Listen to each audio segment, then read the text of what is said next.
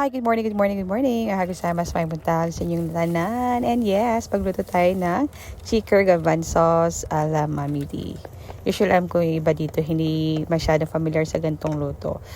Since na mariyak tayo mag-mekos-mekos, syempre gusto natin iba-iba potahe kada araw. Yan, naisip ko ulit siyang gawin. Pero dati ko na siyang niluluto, guys. Pero usually iba hindi naman masyadong familiar sa gantong luto. Minsan ang ginagawa nila dito, yung nahalo nila is yung babi.